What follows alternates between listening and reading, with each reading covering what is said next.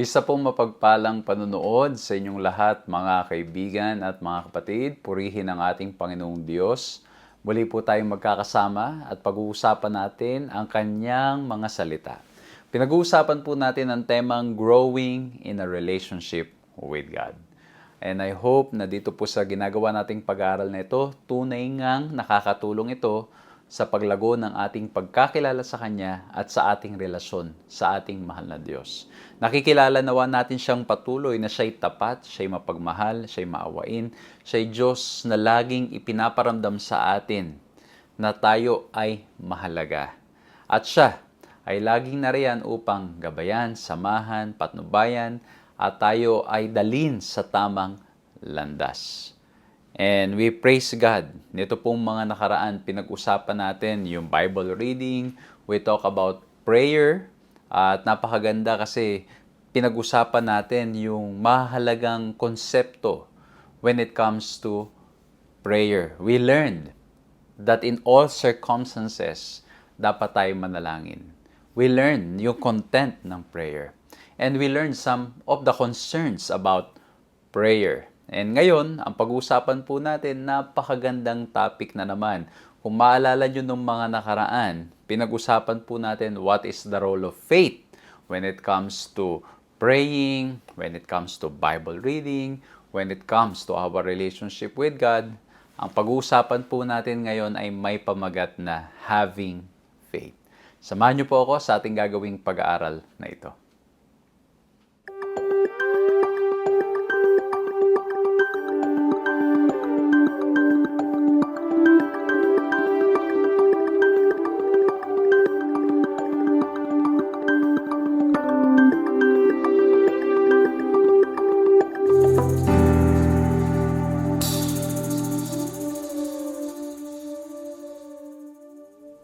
Ako po si Pastor John Alexis Mercado at patuloy po kayong sumusubaybay sa paglilingkod na ipinagkakalob po sa inyo ng 3 Points Ministries at napapanood din po ang pag-aaral natin ito sa iba't ibang mga social media platforms, sa radyo at maging sa television. Maraming salamat po na sa biyaya ng ating Panginoong Diyos, patuloy po tayong nakapaghahayag ng mabuting balita sa pamamagitan po ng ganitong pamamaraan. Maraming salamat po sa inyong patuloy na mga pananalangin kung kaya naman nagagawa po namin ito ng patuloy. Gusto ko rin pong pasalamatan yung mga kapatid, mga kaibigan po natin na ating pong nadadalaw, napupuntahan, and we praise God. Dahil sa biyaya ng ating Panginoong Diyos, I'm able to see people face-to-face na madalas po ay bumabati lamang sa social media, but by God's grace, sa ating pong pagbisita sa mga churches ay nakakausap po natin, nakakamayan po natin, and I am so blessed. Ako po at ang aking asawa kami ay we are so blessed na malaman po na ang paglilingkod po yung ito ay nakakarating sa iba't ibang mga lugar, sa iba't ibang mga dako. Gusto ko pong batiin yung ating mga kapatid, dyan po sa Bicol na ating pong pinuntahan nitong nakaraan. Maraming salamat po sa inyong mainit na pagtanggap at nawa po ay patuloy kayong ingatan, gabayan at samahan natin Panginoong Diyos. And I hope and pray that in maybe one day ay madalo ko naman po yung ibang part. Yung last nito pong nakaraan ay first time ko po makadalaw doon po sa lugar na yon. And we praise the Lord, and I want to say thank you sa lahat po ng mga organizers. Thank you po sa lahat ng mga ginamit na ating Panginoong Diyos upang nang sa ganon ay makapunta, makapaglikod po tayo at grabe, napakadaming mga tao ang nagpuntahan. Maraming salamat at nawa po ay patuloy kayong ingatan, gabayan at palaguin sa pananampalataya ng ating Panginoong Diyos. At kung na-miss nyo yung pag-aaral natin nakaraan, pakidalaw nyo lang po yung aming social media account or ang aming YouTube. Mapapanood nyo po yung mga videos. Noong nakaraan po, we are sorry, nagkaroon po tayo ng ilang problems, technicalities, kung kaya naman parang hindi po siya lumabas sa social media o sa Facebook yung ating program. But we praise God na mapapanood pa rin po ninyong patuloy yan sa ating pong YouTube account. So pwede nyo pong balikan. Kung meron lang po kayong mga na-miss, pwede nyo pong panoorin po doon upang sa ganon masubaybayan nyo po yung pag-develop ng ating pag-aaral. At ini-invite ko din po kayo, pakishare nyo po ang pag-aaral natin ito upang sa ganon ay maraming makinabang at maraming mabless. Let's bow our heads and let's pray. Ama po naming Diyos, dakil at makapangyarihan sa lahat, maraming salamat po. At muli kaming dinala sa dakong ito upang mag-aral ng inyong mga salita. Nawa po ang lahat ng aming mga mapag-aaralan, lahat ng aming mapapakinggan, lahat ng aming mababasa, ay makatulong po nawa upang lumago ang aming relasyon sa inyo. Lumago kami sa pagkakilala sa inyo. Sa aming mga sarili kami po yung mga mahihina. Sa aming mga sarili kami walang magagawa. Ngunit salamat po dahil alam namin na kayo ay kasama namin. At kayo po ang tutulong sa amin upang ang mga bagay na ito ay maisabuhay po namin. Upang mga bagay na ito ay maitanim sa aming mga puso at isipan. Salamat po mahal na Diyos at dama po namin ang inyong presensya. Magkakahiwalay man po kami, but you have allowed us to be connected through this platform Maraming salamat po, Panginoon, sa inyong kabutihan sa pangalan ng aming Panginoong Yesus. Amen. Amen. So muli po, isang magandang umaga, tanghali, hapon, or gabi, anong oras man na nadadaanan po kayo ng ating pag-aaral na ito. Purihin ang ating Panginoong Diyos sapagkat tayo po ay nagpapatuloy sa ating tema for the whole quarter, growing in a relationship with God. At ang topic po natin ngayon is having faith. And this is very important kasi madalas po ay we have the wrong definition of faith. Marami ang nag-aakala that when you have faith, automatically you will just get whatever you want. At minsan pa nga, ang nangyayari pa, pag hindi mo nakukuha yung iyong gusto, ang sasabihin ay kabaliktaran ng ating title para bang dating you don't have faith. So pag-uusapan natin ngayon yung mga bagay na yan. Kasi ang sabi sa Hebrews 11 verse 1, faith shows the reality of what we hope for. It is the evidence of things we cannot see.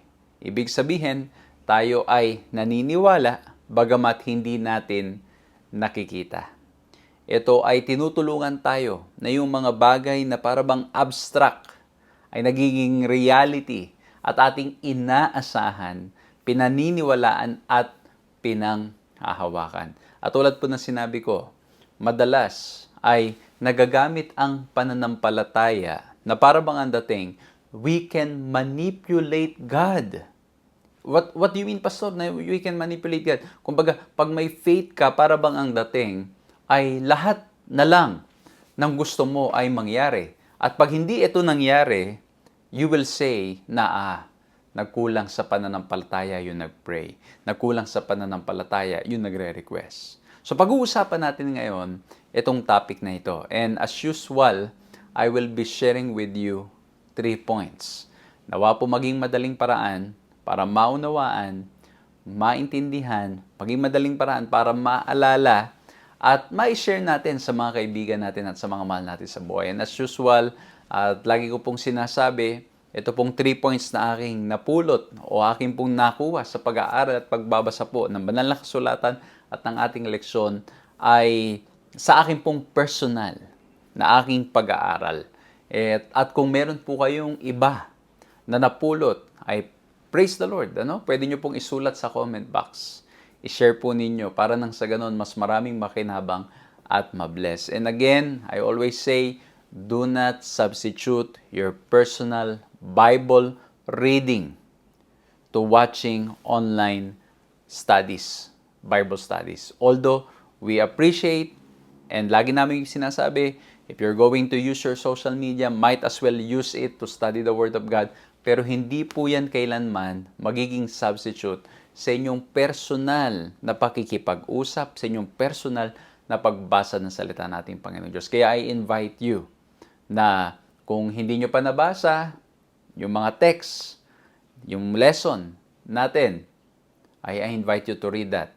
Pwedeng after nitong ating pag-aaral or even before, sanayin nyo nang basahin para nang sa ganon, you'll be able to see at makita po ninyo kung saan natin nakukuha itong mga 3 points natin. So ngayon, simulan natin 3 letter E ang pag-uusapan natin ngayon. And since we're talking about having faith, pagkakaroon ng pananampalataya, let's look at the first letter E, which is the exposition. Okay? Exposition. The exposition of faith. Or in other words, let's look at the definition. Let's look at the explanation. Ano ba ang pananampalataya? Madalas, ang pananampalataya, as I've said a while ago, is nadidefine na para bang ito ay dahil ikaw ay naniniwala sa Diyos, automatically, you can get what you want. Minsan naman, ang pananampalataya ay ikino-connect sa signs. Kumbaga parang ang mangyari, sige maniniwala ako kung meron signs akong makikita. At minsan, ganun din ang nangyayari sa ating mga prayers. Di ba? Meron tayong ipinapanalangin, Lord, si ano na ba? yung the one for me. Ayan, baka may nanonood tayong mga kabataan, ano? Praise the Lord nga po pala, no? Grabe natutuwa po kami na ang dami pong mga kabataan din na nakakapanood ng ating pag-aaral, and I praise the Lord for that. Ito, no, kunwari, ikaw ay kabataan, tas nagpe-pray ka. At ang sabi mo, Lord, give me a sign para ko'y maniwala na siya na talaga. And minsan, ang problema sa sign, pag minsan, ay bias.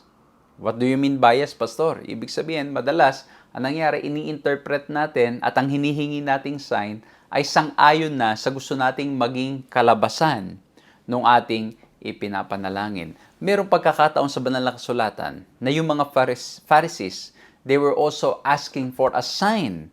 At ang tingin nila, well, madalas, bago ko i-explain to sa Matthew, madalas ay humingi tayo ng sign para nang sa ganun, masigurado kung ito ba yung kalooban ng ating Panginoong Diyos, and at the same time, for our faith to increase so that we can believe. Ang tanong, ganun ba ang pananampalataya? Basahin muna natin to. Sa Matthew 8:11-12, ang sabi, "The Pharisees came and began to argue with him, seeking from him a sign from heaven to test him. And he sighed deeply in his spirit and said, 'Why does this generation seek a sign? Truly, I say to you, no sign will be given to this generation.'" Ayan o, ba't daw laging humihingi ng sign? No sign will be given to this generation. Okay? Kasi bakit, mga kapatid, mga kaibigan? Because in reality, all the signs are already there. Paano nangyari yun na all the signs? Remember, the scripture itself points to Christ. The scripture itself, yung binabasa ng mga Pariseo, yung mga minememorize nila, yung kanilang mga nire-recite, binabasa sa kanilang mga synagogue, it all points to Christ. And yet, with all these things, they were not able to see and recognize the Messiah. And that's why, ang sabi po sa Desire of Ages, page 406, these signs were not what the Jews needed. No mere external evidence could benefit them. What they needed was not intellectual enlightenment, but spiritual renovation. Ayan, ano? Kasi nga po, nandun na eh. Binabasa na nila. Pinag-aaralan na nila. Nandun na yung ilang mga miracles that they have witnessed, they have heard, and yet they fail to believe. Kasi bakit? Because of their own biases. Okay? So, as we talk about faith, yes, minsan, nangyayari po na may mga signs sa paligid natin that points us, that shows us what the Lord wants. Pero in reality, the Bible itself tells us and guides us. Napaka-blessed po natin na meron tayong nababasa that helps us to understand what faith is all about. At ito po, masasabi natin na ang pananampalataya ay hindi nakabase sa mga signs na ating nakikita. Yung mga, ang sinasabi ko pong signs ay yung mga madalas na hinihingi natin. Halimbawa, may pinagpe-pray ka for somebody, then you're asking for a sign. Meron kang pinagpe-pray na saan ka pupunta, you're asking for a sign. Well, at times, we do not deny God speaks through visions, through dreams, through people, but it needs to be scrutinized. It needs to be studied, and it needs to be guided by the Word of God. Kasi bakit po? Ang salita ng ating Panginoong Diyos already showed us na ang Diyos ay gumagawa, na ang Diyos ay kumikilos, na ang Diyos ay nagmamahal. So, ang ating pananampalataya hindi nakabase sa mga signs. Ang ating pananampalataya ay dapat laging nakatuon sa ating Panginoong Diyos. And whether there are signs or no, or none, we continue to trust and believe that God loves us, that God exists. Amen? Kasi minsan na nangyayari po, hingi tayo ng signs. And again, ulitin ko po na minsan yung paghingi natin ng signs are very biased. Di ba? Minsan nangingin na sign. Sige, Lord, pag bumukas yung pinto, talaga naman may magbubukas ng pinto. Ano? Lord, sige po, bigla pong umulan. Tapos minsan naman, nangyari, chinek mo na yung weather. Chinek mo na posibleng umulan. Tapos sasabihin mo naman, uulan. Sasabihin mo, pag hindi po umulan ngayon. Okay? So, ulitin ko po mga kapatid. Again, it's possible that God can speak through those things. Pero ang gusto ko lang pong i-emphasize ngayon, we have the Word of God. Unlike ng mga characters sa Old Testament, and even in the New Testament, meron lamang silang limited na mababasa. At yung iba naman ay completely wala pa. And so, the Lord spoke through them, through these signs. But for us, right now, yes, I do not disregard. Hindi ko po sinasabing hindi na posibleng mangyari. God can still speak through us, through signs, but the good thing is we have the Word of God. Meron ang banal na kasulatan na tutulong sa atin upang maunawahan at makita at ma-discern kung yung signs ba na nakikita natin is really pointing us to where the Lord wants us to go. Alam niyo mga kapatid, sa akin pong pananalangin, madalas kapag meron po akong mga pinagpe-pray and I don't want to decide immediately, I really have to pray and really ask, Lord, please speak to me. Speak to me, Lord. Show me, Lord. At kung walang-wala pa rin talaga, alam nyo, ganito po ang sinasabi ko sa prayer ko, Lord, you know how much I want to honor you. And right now, Lord, hindi ko po talaga makita. Minsan ganito pa nangyari. Sige, I will consult people. Tapos yung mga malalapit na mga taong kinokonsult ko, magkaiba sila ng mga pananaw at parehong maganda. Pero sometimes both different. Sasabihin ng isa, stay. Yung isa sasabihin, go. Minsan ganun na mangyari. O kaya naman, minsan sasabihin ng isa, kumbaga, accept. Yung isa naman sabihin, no. And these are both godly people. They see things differently. At sasabihin ko, Lord, sa prayer ko na po. Because ultimately, I have to make some decisions. Di ba? Minsan ganun nangyari. But we continue to trust and believe that God loves us, God cares for us. At sasabihin ko, Lord, you know, Lord, how much I want to honor you in my decisions. Lord, kung magkakamali man po ako sa basa ko, kung medyo hindi ko napansin at naging bias po ako sa aking decision, tulungan niyo po ako, Panginoon, na makita po ito. At sasabi ko, kung magkamali man po ako ng decision, Lord, my desire is to honor you. Ibalik niyo po ako sa landas na gusto ninyo, kung ano man po yung inyong gusto. Kung ako po'y magkakamali man sa aking desisyon. Kasi nga po mga kapatid, we have the sure word of God that can lead us and guide us. So again, we don't base our faith sa mga signs, yung mga hinihingi nating signs, but the Bible in itself provides us what we need, and the Holy Spirit will help us discern kung ano ang kalooban ng Diyos para sa ating mga buhay. Ang ganda nga kasi, pag pinag-usapan natin na Matthew 24, pakikita natin that the Lord provided the signs when it comes to His coming. Kaya nga po, sabi ko nga po kanina, yung salita ng ating Panginoong Diyos contains the information, not just information, the guide that we need para nang sa ganon, matulungan tayong maalaman kung ang atin bang ginagawa ay kalooban ng Diyos or hindi. Okay? Nasa salita ng ating Panginoong Diyos po. So, ulitin ko po, yung sinidiscuss ko po kaninang signs ay ito yung, kunwari, uulan ba, lalamig ba, o kaya pupunta sa kaliwa, pupunta sa kanan. Minsan, ganun ang ating mga, but again, I don't disregard it. God can speak to us through those things, but ultimately, we are blessed because we have the Word of God guiding us, leading us, and showing us how God loves His people and how God is able to talk to His children. Amen? Kaya nga po sabi sa John 20:30-31, Now Jesus did many other signs in the presence of the disciples which are not written in this book, but these are written so that you may believe that Jesus is the Christ, the Son of God, and that by believing you may have life in His name.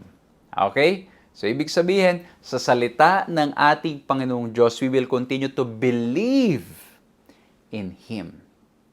As we read the Bible, as we spend time with Him in prayer, mas lalo tayong nakakakilala sa Kanya, lalo natin siyang nakikilala, at lalo pa tayong naniniwala, nananampalataya sa Kanya. Kasi bakit po? Again, ang pananampalataya ay tayo ay nagtitiwala at naniniwala sa Diyos, bagamat ang mga hinihiling natin ay ang sagot ay yes or no. Kumbaga, parang ganito yan. Ang faith, mga kapatid ko, mga kaibigan ko, hindi ibig sabihin makukuha mo lahat ng gusto mo. Ang faith, mga kapatid ko, mga kaibigan ko, ano man ang maging resulta ng ipinagpe-pray mo, nagtitiwala ka pa rin sa Kanya. Kaya nga po, we don't base our faith sa mga signs lang. Ano po? Although, again, God can speak through those things, but again, yung signs, pwedeng maging bias ang basa natin, ang tingin natin, kung hindi tayo guided ng Kanyang mga salita, ng banal na kasulatan. And so that's why, ang sabi doon, blessed. Okay? Mapalad. Yung mga, yung mga nakakabasa, na isulat ang banal na kasulatan so that we may believe in Him. Kasi minsan na nangyayari nga po, hingi ng sign. Pag nangyari yung sign, saka lang maniniwala sa ating Panginoong Diyos. O yung mga hinihingi natin mangyari. Pag hindi nangyari, yung ating hinihingi, we don't believe anymore. Kaya sabi dito, naisulat ang salita ng Diyos so we can continue believing in Him. So whether the answer to our prayers is yes or no, whether yung sign nating hinihingi, mangyari o hindi, we continue to trust and believe in Him. Kaya sabi sa John 20:29, Blessed are those who have not seen and yet have believed. Kasi nga po, faith is the assurance of things hoped for. It is the evidence of things that we cannot see. So, although we do not see God, we believe and we trust in Him. Kasi bakit po? Makikita po natin sa salita ng Diyos. Yung tinatawag po nating special revelation ng Diyos through His Word. Yung general revelation niya, as we look at history, as we look at nature, we see that there is a God who loves us and who cares for us. So again, ulitin ko po, when we talk about faith, it is not just about receiving signs. It's not just about, yung mga pinagpe-pray natin na pag merong sign, ay dun tayo mas lalong nagtitiwala. No. With the presence or wala ng sign, we continue to trust that God knows. And that's why this leads us, that faith is also not a feeling. Kasi minsan naman na nangyayari, ang basihan ng ating pananampalataya when we feel good. We feel comfortable. Pag we feel na, I'm happy today. Ayan, may faith ako. So faith is not a feeling. Kasi bakit?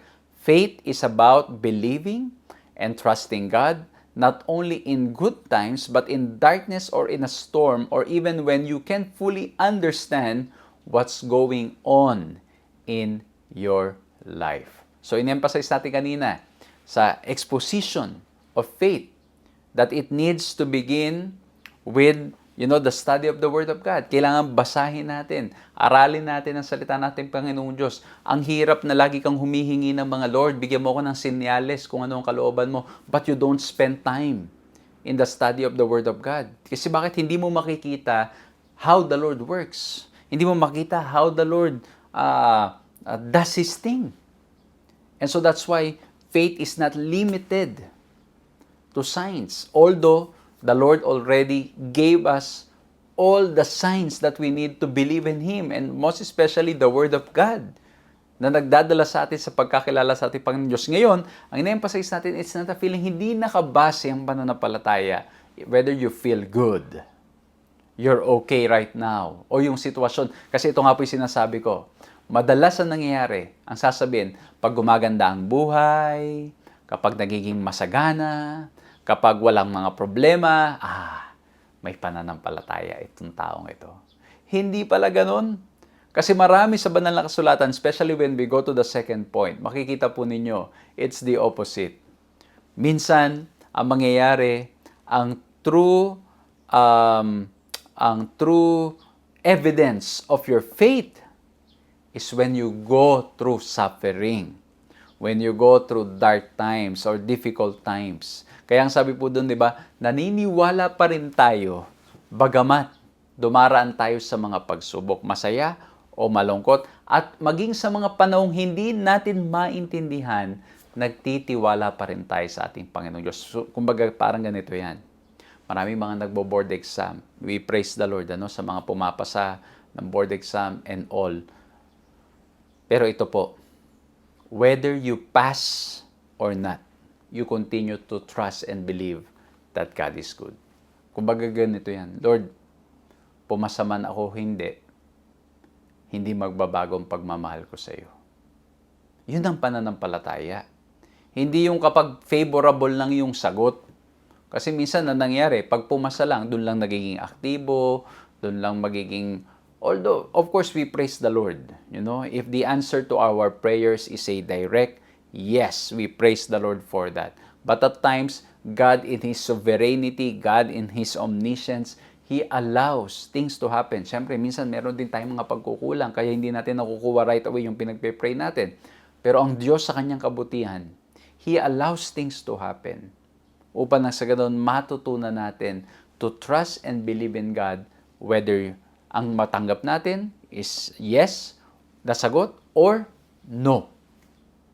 Kasi kung hindi ganun ang ating pananaw, mahirapan po tayo. Kaya nga po, ang pananampalataya, hindi yan nakabase sa ating nararamdaman lang.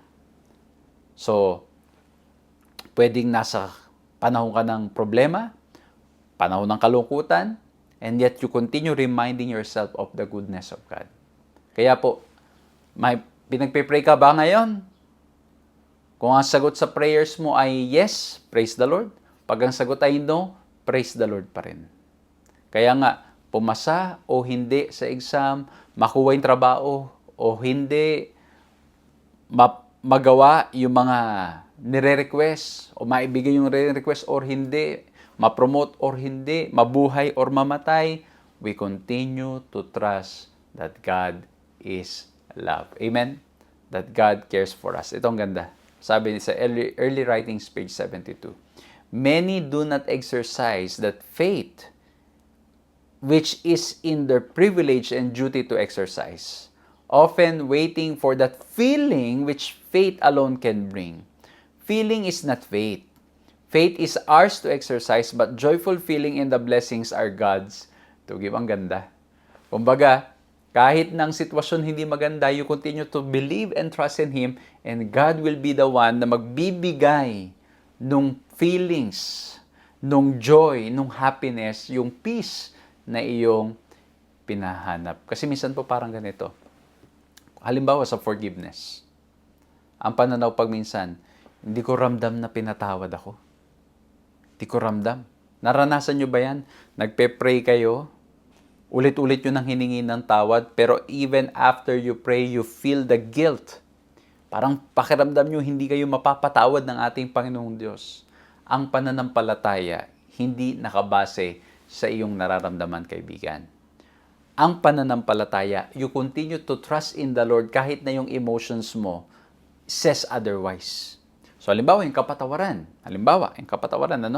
So, you trust and you believe that God is a forgiving, loving God. At yung pakiramdam mo, maaring hindi pa sumusunod, you still feel the guilt, and then you continue praying and saying, Lord, I trust in you that you are able to forgive me for my sins. Even if my feelings says otherwise, I trust that you are good.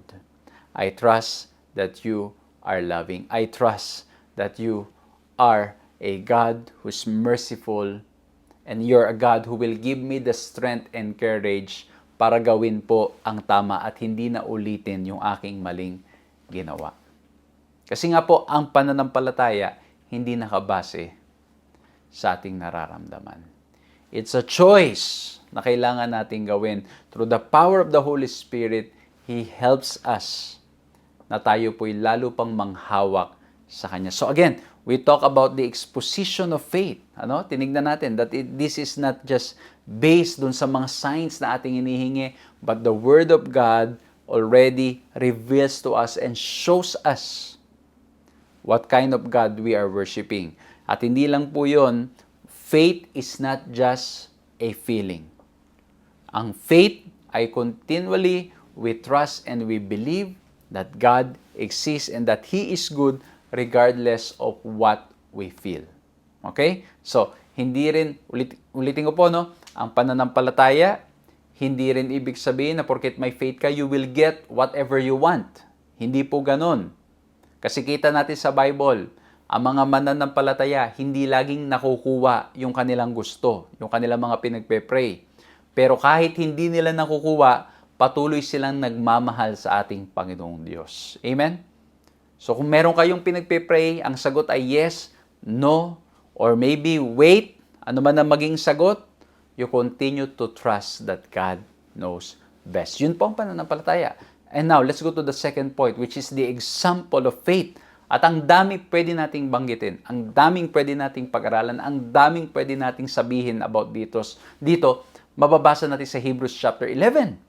Sa Hebrews chapter 11, binigyan ng author, o pinakita ng author yung iba't ibang mga karakter sa banal na kasulatan who walk by faith. At ang dami po doon. At ang lagi kong madalas na nababanggit diyan ay si Moses at saka si Abraham. So marami po doon ha.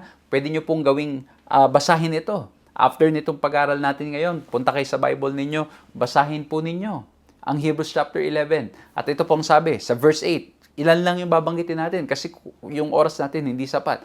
Sa verse 8, Hebrews 11:8, by faith Abraham obeyed when he was called to go out to a place that he was to receive as an inheritance, and he went out not knowing where he was going. Grabe to.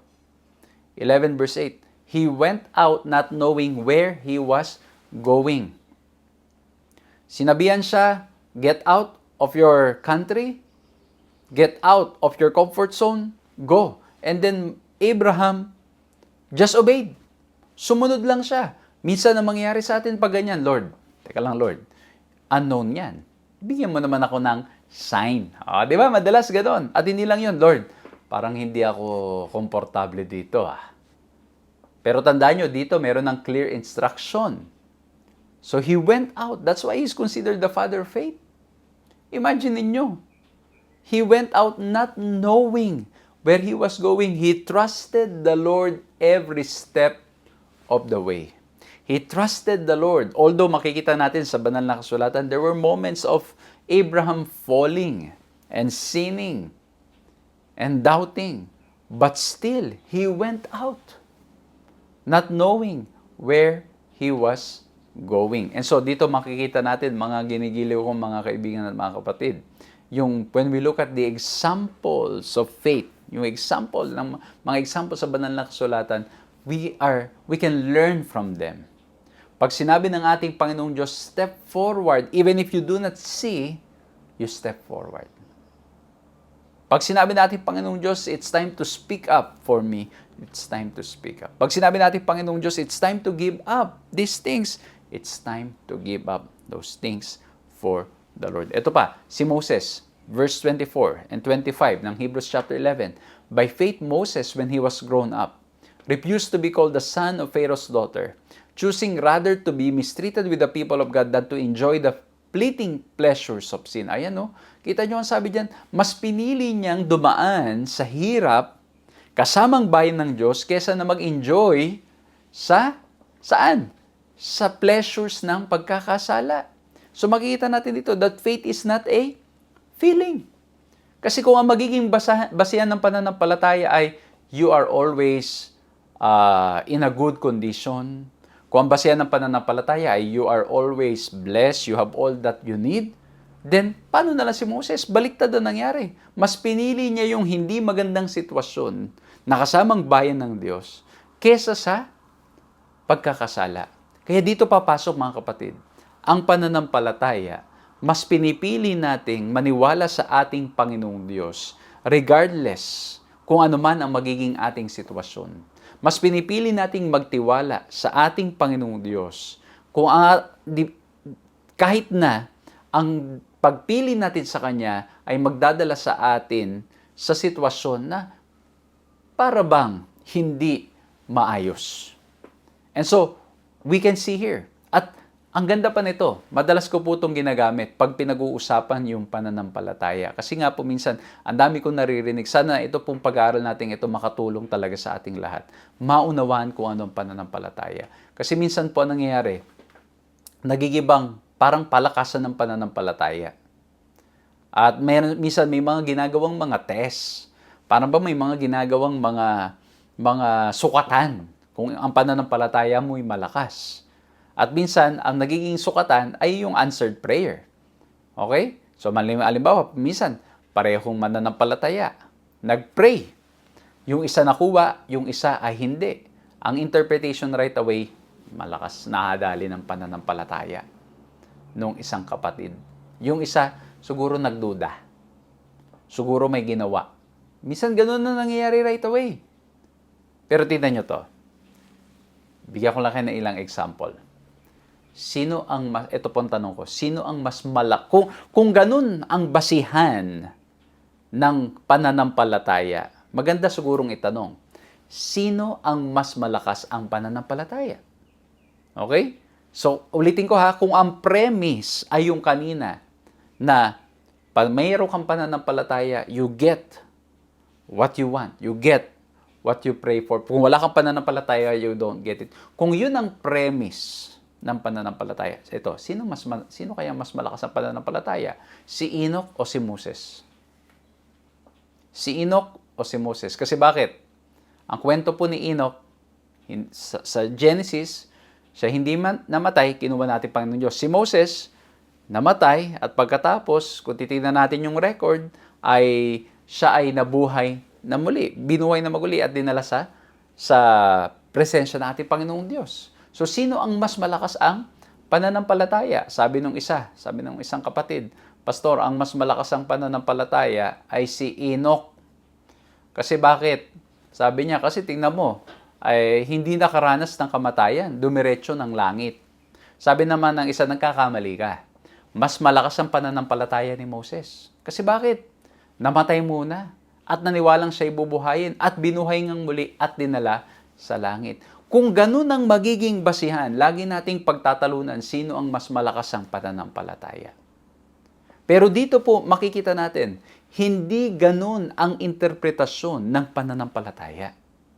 Ang pananampalataya, based on these examples, at kanina pinaliwanag ko na rin, pero I'm just giving concrete examples. Ngayon, ang pananampalataya, kung ikaw at ako ay mabuhay man o mamatay man, we continue to believe in God. That He is gracious and He is loving. Amen? Kung ang sagot sa prayers mo, yes or no or wait, ano man ang sagot, we continue to trust sa ating Panginoong Diyos. Ganun po ang pananampalataya. Hindi ito palakasan. Hindi ito kung sinong nakakakuha ng maraming yes sa kanyang mga prayers. No, we continue to trust na alam ng Diyos ang pinakamainam. Kaya nga po lagi ko sinasabi, kapag ang prayer mo, ang sagot ay no, mas maging excited ka. Kasi ibig sabihin, yung iniisip mong the best na, may mas maganda pang plano ang ating Panginoong Diyos. Si Moses, ano po? He might be thinking during his last hours that it's best for him to step into the promised land. Malapit na siya eh. Pero hindi. Ang ginawa ni Moses nung sinabi ng ating Panginoong Diyos, hindi ka na makakatapak doon sa promised land. You will go into the top of the mountains and you will die there.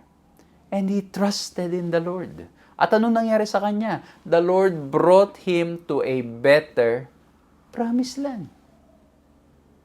And so we trust in the Lord, anuman ang maging sagot. Kaya nga po, ang sarap pag-aralan ng Hebrews chapter 11. Although Hebrews 11 lists godly men and women who had strong faith, no one has had faith that is comparable to Jesus' faith. Amen. Kaya nga po sabi sa Matthew 26:39, which is a classic example of what I'm trying to explain. And going a little farther, Matthew 26:39, he fell on his face and prayed, saying, My Father, if it's possible, let this cup pass from me, nevertheless, not as I will, but as you will. Okay? Merong ipinagpipray ang ating Panginoong Jesucristo. Ang sabi niya, kung pwede, Lord, huwag sanang dumaan sa akin to. Let this cup pass from me. Let this suffering pass from me. But not my will, but your will be done. Lord, kung pwede po sana, masakit po yung aking likod, yung aking binti, yung aking katawan. Kung pwede po sana, wag naman po sana akong magkasakit. Pero Lord, kung magkasakit man ako, I continue to trust in you. Lord, pinagpipray ko po, gumaling po nawa sana ako. Wag po nawa sana akong maoperahan. Pero kung maooperahan man ako, Lord, tulungan niyo po ako. Mas mahalin pa po kayo lalo. Lord, may board exam po ako, tulungan niyo naman po akong pumasa. Pero kung hindi po ako papasa, mamahalin ko pa rin po kayo at maglilingkod pa rin po ako ng totoo. Yun ang pananampalataya. And so as we look at the classic example, especially when we look at Jesus Christ, we see this. We see itong pinag-uusapan natin. We see yung exposition in the example of the disciples or of the different characters in the Bible, especially in the life of Christ. He was always trusting the Father. Kaya nga po, He is our best example. At ang sabi pa nga sa Revelation 14:12, here is the patience of the saints. Here are they that keep the commandments of God and the faith of Jesus. Ang ganda nito, no? Yung faith of Jesus. Sa ibang translation, faith in Jesus, faith from Jesus. Pero maganda yung pagka-translate dito, the faith of Jesus. At ang sabi po dyan sa Selected Messages, Book 3, the commandments of God have been proclaimed, but the faith of Jesus Christ has not been proclaimed by Seventh-day Adventists as of equal importance, the law and the gospel going hand in hand. Ang ganda nito kasi kung titingnan po natin yung concept ng justification by faith, which is the faith of Jesus, na kailangan nating patuloy na magtiwala sa ginawa, sa sakripisyo ng ating Panginoong Jesucristo. At dahil sa kanyang pinagtagumpayan na ito'y tagumpay na rin natin. At dahil tayo nagtitiwala sa kanyang tagumpay, siya rin ang magbibigay ng lakas sa atin upang makapagtagumpay. Kaya pong sabi dito, yung law and gospel, they go hand in hand. Hindi sila magkaaway. Minsan lang po ang problema, ini-emphasize masyado yung law, yung isa naman ini-emphasize masyado yung gospel, but, together, they show us the law and grace, the love and truth that is in Christ, that is in the Lord. So, ulitin ko po, yung faith of Jesus. Tignan natin yung kanyang pananampalataya. Patuloy na nagtitiwala sa ating Panginoong Diyos. And when we look at it in the concept of justification by faith, we are declared just when we receive His faith, the faith of Jesus. Because He did it already for us. At habang tayo nagtitiwala sa Kanya, siya rin na magbibigay ng lakas para makasunod tayo sa kalooban niya. Amen? So, again, we look at the exposition, we look at the example, and the last point, let's have the exercise of faith. At ang mga ilang tips na pwede natin gawin para nang sa ganun, mas lalong lumago ang ating pananampalataya at ang ating relasyon sa ating Panginoong Diyos. It's like, yung mustard seed. A tiny faith like a mustard seed is powerful and is all you need in order to grow a relationship with God. Yung magkaroon ka ng napakaliit na pananampalataya na pagtitiwala sa ating Panginoong Diyos ay mahalagang simula. Mahalagang simula. Pero syempre, hindi pwedeng manatili lang doon sa maliit na pananampalataya. Again, ulitin ko, isa siyang mahalagang simula upang lalo pang lumago ang relasyon sa ating Panginoong Diyos. So if you're having a hard time, pray that the Lord will give you this faith. You know, even if it's just a small one, a small step, but by God's grace, it will be enough para nang sa ganon, mas lalo pang lumago ng lumago at mas lalo pang makilala siya. Ito pa po, sa Romans 10:17, faith comes from hearing God speaks to us in His Word, the Bible. So yan kanina, kaya nga sinabi natin, faith is not just about science. It's not just about feelings. It's about what the Word of God tells us. Kasi minsan tingnan nyo, ang nagiging basis natin ng tama at mali, yung nararamdaman natin. Hindi, ito yung naramdaman ko eh. Ito yung naranasan ko, lalo ngayon, di ba? Pagdating sa love, it's most of the time based sa emotion, sa nararamdaman. And then, later on, you realize that it's not love. Okay? It could just be an infatuation, obsession, or what? Okay? So, ang faith, nakabase, it comes from hearing the Word of God. So it's the Word of God that will lead us and will guide us and will show us ano ang dapat nating gawin. Ano ang direksyon na dapat nating tahakin. At hindi lang yon, ang salita ng Diyos nagpapakilala sa atin ng tama at mali, nagpapakilala sa atin sa ating Panginoong Diyos na nagmamahal ng lubusan sa atin. Kaya nga po lagi ko po sinasabi, it will be difficult na bilang mananampalataya ay hindi tayo nag-i-spend time with God. Napakahirap niyan. Yung sasabihin mo, ako'y mananampalataya, but you don't read the Word of God. You don't spend time studying the Word of God. That will be very difficult. Kasi mawawalan ka ng moral compass of what's right and what's wrong. Hindi mo makikita how the Lord works, kung paano ang Diyos ay kumikilos. Magiging limitado ang ating perspective. Okay? Ano pa? How do we continue to exercise our faith? In Luke 17:5, and then in Mark 9:24, ask God to increase your faith. Ito, isa sa mga favorite prayers ko. Ang sabi doon, Lord, I believe, help my unbelief. Kasi ano po nangyari? Nahihirapan siyang maniwala na posible pa. Kaya ang sabi niya, Lord, naniniwala ako, tulungan mo ako sa aking pagdududa. In the same way, kung nangyayari po sa atin yan, let's pray the same. Lord, nahihirapan ako. Pero naniniwala po ako, tulungan niyo po ako sa aking pagdududa. Baka may mga sitwasyon po kayo sa buhay na nahihirapan kayong pagkatiwalaan ang sinabi ng Diyos. Nahihirapan kayong pagkatiwalaan ang mga pangako ng Diyos sa inyong buhay. Maaring may mga ilan marahil na dumadaan sa bigat ng buhay, ng bigat ng sitwasyon sa buhay, nahihirapang maniwala na ang Diyos ay mabuti, na ang Diyos ay mapagmahal, na alam ng Diyos ang maganda. Maaring meron kang ipinagpe-pray ng matagal. Ininvest mo na yung buhay mo doon, and now, everything is falling apart. And you're having a hard time believing that God is gracious, God is love, and that God knows best. Na alam ng Diyos ko ano mabuti. Let's pray this, Lord. Help me. Help my unbelief. Tulungan niyo po ako sa aking pagdududa. Tulungan niyo po ako na magtiwala lamang sa inyo. Because faith and doubt, by God's grace, ay mahirap mga kapatid na i-cherish natin yung ating doubt. Kaya nga po sabi niya, help my doubt or help my unbelief. Ang sabi po ni Ellen White sa Faith and Works, page 17, the unbelief which is cherished in the soul has a bewitching power. The seeds of doubt that they have been sowing will produce their harvest, but they must continue to dig up every root of unbelief. When these poisonous plants are pulled up, they cease to grow for want of nourishment in word and action. The soul must have the precious plants of faith and love put in the soil of the heart and enthroned there. Ayan So ang sabi po dito, dapat yung unbelief mawala.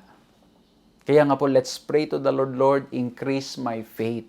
Help my unbelief. Ano pa? How do we exercise our faith more? Respond to the Holy Spirit and ask more of Him in your life. Ayan na, napakaganda. Yung Holy Spirit, it guides us. He guides us, He leads us. And so we need to believe and trust where He leads us. Where, when, how, na tayo ay dinadala ng banal na Espiritu, kailangan po nating magtiwala. And then, let's ask more of God sa ating mga buhay. Madalas sa mga prayers natin, nakabase minsan sa mga kung ano nung request natin. But let's ask more of God in our lives. And of course, the last point from the third point itself, let's exercise continually our faith. Remember that faith is not a feeling, but a decision to believe. Remember that even in darkness, when you can see Him, God is there. So mga kapatid, mga kaibigan, I hope na mas naunawaan po natin ano ang pananampalataya. It's rooted in God's Word. Hindi ito nakabase sa ating mga nararamdaman. When we look at the examples of faith, kita po natin ang mga characters sa Bible, and most especially in the life of Christ.